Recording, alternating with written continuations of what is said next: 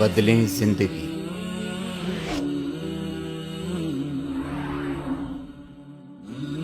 زیتون T V. تیسری صدی عیسوی کا واقعہ ہے کہ اس زمانے میں ایک بادشاہ ہوتا تھا جس کا نام دقیانوس بتایا جاتا ہے، اور آج تک بھی اس کی طرف نسبت کر کے کوئی پرانی چیز ہوتی کہ دقیانوسی چیز ہے تو یہ اس کی طرف نسبت ہے۔ دقیانوس اس کا نام عربی تفسیروں میں آیا ہے، تفسیروں میں اور تاریخوں میں۔ تو وہ بت پرست تھا، اور ساتھ ساتھ جو لوگ کہ بت پرستی نہ کرتے ان پر بہت زیادہ ظلم ڈھایا کرتا تھا۔ تو ایک مرتبہ ایسا ہوا کہ وہ لوگ ایک جشن منایا کرتے تھے شہر سے باہر، تو بادشاہ اپنے سارے رعایا کے ساتھ وہ جشن منانے کے لیے شہر سے باہر نکلا، اور وہاں بڑے بڑے بت رکھے ہوئے تھے، اور سب کو حکم تھا کہ وہ جا کر ان بتوں کی پرستش کریں، ان کی پوجا کریں، عبادت کریں۔ اب اس میں یہ 7 حضرات تھے جو کسی طرح بھی شرک کا ارتکاب کرنے کے لیے تیار نہیں تھا، تو لیکن یہ تھے الگ الگ، ایک دوسرے کو کوئی جانتا نہیں تھا۔ تو انہوں نے جب دیکھا کہ بادشاہ ہمیں ظلم کر رہا ہے اور ہمیں آمادہ کر رہا ہے کہ ہم بت پرستی کریں اور توحید کو چھوڑ دیں، تو ان میں سے ایک آدمی وہاں سے اس جگہ سے ہٹ کر چپکے سے ہٹ کر کسی دور جگہ جا بیٹھا۔ پھر اس کے بعد دوسرے صاحب وہ بھی اسی طرح چھپ کر اسی جگہ پہنچ گئے، تیسرے پہنچ گئے، چوتھے پہنچ گئے۔ ایک دوسرے کو پتہ نہیں کہ ہم کیوں الگ ہو رہے ہیں، کیوں جمع ہو رہے ہیں، یہاں تک کہ 7 کے 7 آدمی وہاں ایک ساتھ جمع ہو گئے۔ اب کوئی دوسرے کو بتانا نہیں چاہتا تھا کہ میں کیوں آیا ہوں، کیونکہ اندیشہ تھا کہ اگر یہ بات کھل گئی بادشاہ کے اوپر کہ بت پرستی سے بچ کر یہ لوگ آئے ہیں تو وہ ظلم و ستم کا ارتکاب کرے گا، تو ایک دوسرے سے بھی نہیں پوچھتے تھے تم کیوں آئے۔ یہاں تک کہ جب کافی دیر گزر گئی تو پھر ایک نے ہمت کی، اپنے ساتھی سے پوچھا کہ بھئی تم کیوں آ گئے؟ تو اس نے کہا کہ یہ بادشاہ جو ہے یہ ہمیں شرک کرانا چاہتا ہے، تو ہم اس شرک سے بچ کر یہاں آ گئے، میں آیا ہوں۔ رفتہ رفتہ پتہ چل گیا سب کو کہ ساتوں کے ساتوں اسی کام کے لیے آئے ہیں، اسی وجہ سے الگ ہو گئے ہیں۔ تو اب دونوں نے کہا، ہم سب نے مل کر کہا کہ بھئی کیا کریں، یہ بادشاہ کے ظلم و ستم سے کیسے نجات حاصل کریں۔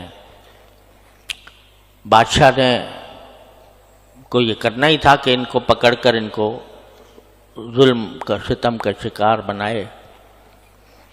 تو اس کو کسی طرح پتہ چل گیا، اس نے جا کر ان کو پکڑوا لیا، گرفتار کر لیا۔ گرفتار کر کے ان کو مجبور کیا کہ یا تو بت پرستی کرو ورنہ تمہیں ہم ہلاک کر دیں گے، قتل کر دیں گے۔ تو انہوں نے کہا اچھا آپ ایسا کریں کہ ہمیں کچھ تھوڑی سی مہلت دے دیں، سوچنے سمجھنے کی مہلت دے دیں کہ جس میں ہم غور کریں اور اس میں ہم فیصلہ کریں گے کہ ہمیں کرنا ہے کہ نہیں کرنا، مر جانا ہے یا بت پرستی کرنی ہے۔ تو یہ کہہ کر ان کو کچھ مہلت مل گئی۔ جب 7 کے 7 کو مہلت مل گئی تو اس وقت انہوں نے یہ دعا مانگی۔ کیا مانگی؟ ربنا آتنا من لدنک رحمتا وہیئ لنا من امرنا رشدا۔ کہ ہمارے پروردگار ہمیں اپنی طرف سے ایک رحمت ایسی دے دیجئے کہ ہمارے لیے ہدایت کا راستہ، بھلائی کا راستہ تیار شدہ مل جائے آپ کی رحمت سے۔ تو اللہ تعالیٰ نے ان کے دل میں ڈالا، تو انہوں نے کہا وَإِذْ اعْتَزَلْتُمُوهُمْ وَمَا يَعْبُدُونَ إِلَّا اللَّهَ فَأْوُوا إِلَى الْكَهْفِ يَنشُرْ لَكُم مِّن رَّحْمَتِهِ وَيُهَيِّئْ لَكُم مِّنْ أَمْرِهِ مِرْفَقًا۔ تو انہوں نے کہا کہ جب تم ان بادشاہ سے کنارہ کشی اختیار کر کے آ ہی گئے ہو اور تم نے ان کو بھی چھوڑ دیا اور جن خداؤں کو وہ مانتے تھے ان کو بھی چھوڑ دیا، تو اب ایسا کرو کہ ایک غار میں جا کر پناہ لے لیتے ہیں۔ فَأْوُوا إِلَى الْكَهْفِ، اور پناہ لے لو ایک غار میں۔ يَنشُرْ لَكُم رَبُّكُم مِّن رَّحْمَتِهِ، تو ہم نے جو دعا مانگی تھی کہ اللہ ہمیں رحمت عطا فرما دے، تو اللہ تعالیٰ ضرور ہمیں ہمارے لیے اپنے رحمت کے بازو پھیلا دیں گے۔ اور وَيُهَيِّئْ لَكُم مِّنْ أَمْرِكُم مِّرْفَقًا، ہم نے کہا تھا کہ ہمارے لیے راستہ تیار کر دیجئے، ہدایت کا راستہ، بھلائی کا راستہ، تو اللہ تعالیٰ ضرور اس دعا کو قبول کر کے ہمارے لیے راستہ تیار کر دیں گے، آسانی کا راستہ، راحت کا راستہ۔ چنانچہ جا کے ساتھوں کے ساتھوں ایک غار میں جا کے چھپ گئے۔ تو اللہ تعالیٰ فرماتے ہیں کہ ہم نے ان کے چھپنے کے بعد وہ لیٹے غار میں، تو فَضَرَبْنَا عَلَىٰ آذَانِهِمْ فِي الْكَهْفِ، تو ہم نے اس غار کے اندر ان کے کانوں پر تھپکی دی، جیسے کسی بچے کو سنانے کے لیے دی جاتی ہے، ان کے کانوں پر تھپکی دی۔ اس کا نتیجہ ہوا نیند آ گئی، اور نیند کس طرح؟ فَلَبِثُوا فِي الْكَهْفِ سِنِينَ عَدَدًا، کہ وہ کئی سال تک اسی غار میں سوتے رہے۔ اور آگے جا کر قرآن کریم نے ان سالوں کی تعداد بھی بتائی کہ 300 سنین وازدادوا 9، 309 سال غار میں سوتے رہے، غار میں سوتے رہے 309 سال۔ اور یہاں بھی بعض حضرات نے یہ نقطہ بیان کیا ہے، میں نے حساب تو نہیں لگایا، لیکن نقطہ یہ بیان کیا ہے کہ 300 سنین وازدادوا 9، قرآن کریم میں یہ فرمایا کہ 300 سال رہے اور 9 سال زیادہ، تو 300 سال تھے شمسی حساب سے، اور 9 سال اس میں بڑھ گئے قمری حساب کے۔ تو اللہ تبارک و تعالیٰ نے یوں نہیں کہا کہ 309 سال رہے، بلکہ فرمایا کہ 300 سال رہے اور 9 سال کا اضافہ کیا۔ تو یہ قمری سال جو ہوتا ہے وہ بڑھ جاتا ہے نا، تو وہ 300 میں 9 بڑھ گئے تھے، 309 سال پڑے سوتے رہے۔ اور قرآن کریم نے نقشہ کھینچا ہے اس کا کہ کس طرح سوتے رہے، کہ وَنُقَلِّبُهُمْ ذَاتَ الْيَمِينِ وَذَاتَ الشِّمَالِ، ہم ان کو پلٹتے رہتے تھے، کبھی دائیں طرف کبھی بائیں طرف، یعنی اسی نیند کی حالت میں ان کو کروٹیں دیتے رہتے تھے، کیونکہ سیدھے اگر لیٹے رہتے تو زخم آ جاتے ہیں پشت کے اوپر، لیکن ہم ان کو دائیں طرف بھی پلٹتے تھے بائیں طرف بھی پلٹتے تھے، 300 سال تک کروٹیں دلواتے رہے ان کو۔ اور سورج ان کے دائیں بائیں سے گزر جاتا تھا اور ان کے اوپر براہ راست اثر انداز نہیں ہوتا تھا۔ اور قرآن کریم نے یہ بھی نقشہ کھینچا ہے کہ وہ جس طرح سو رہے تھے اور ان کا کتا وہیں پر اپنے بازو پھیلائے ہوئے بیٹھا تھا، وَكَلْبُهُمْ بَاسِطٌ ذِرَاعَيْهِ بِالْوَصِيدِ، ان کی چوکھٹ پر کتا جو ہے وہ اپنے بازو پھیلائے ہوئے بیٹھا تھا۔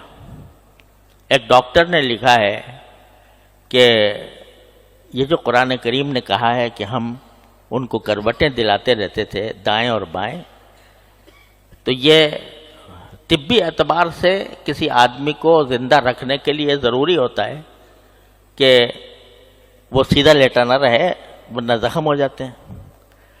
لیکن کتا جو تھا وہ اپنے بازو پھیلا کر بیٹھا رہا 300 سال تک.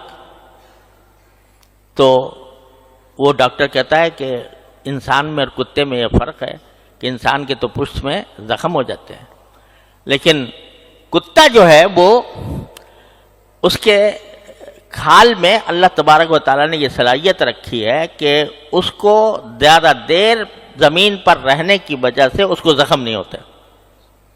تو وہ باسط ذراعہ بالوسیط.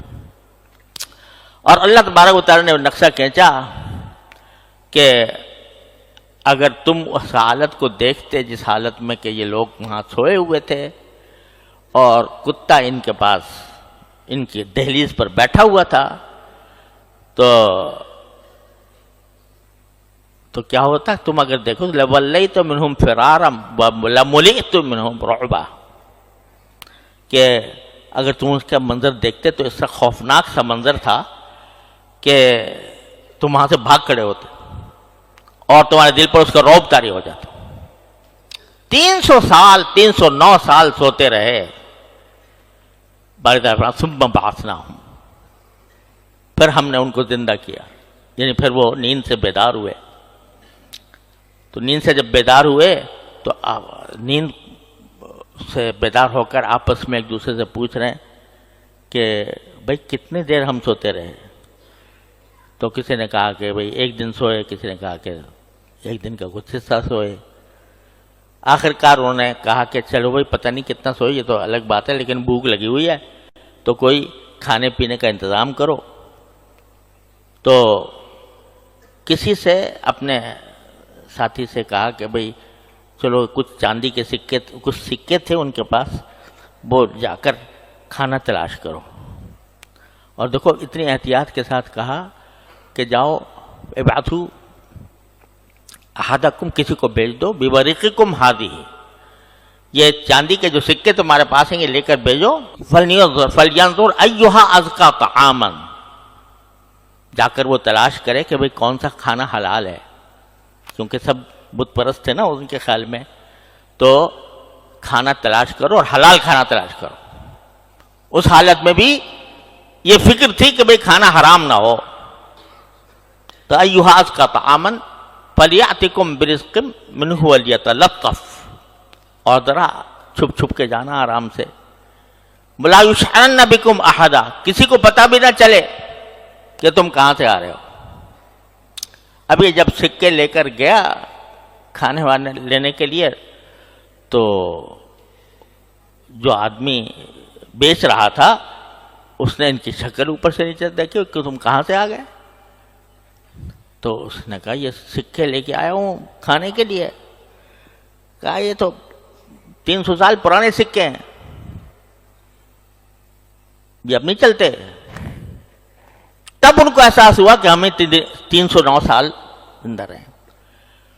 جب پوچھا بھائی آئے کہاں سے تمہارے پاس یہ سکے، تو پھر انہوں نے سارا ماجرا بیان کیا کہ اس طرح ہوا تھا، ہمارا بادشاہ ظالم تھا. کہا کہ اللہ کا شکر ہے اب وہ سب بادشاہ ختم ہو گیا اور اب یہاں اچھے لوگ آباد ہیں، اس میں کوئی ظلم کرنے والا نہیں ہے، اب آرام سے رہو، آرام سے کھاؤ پیو.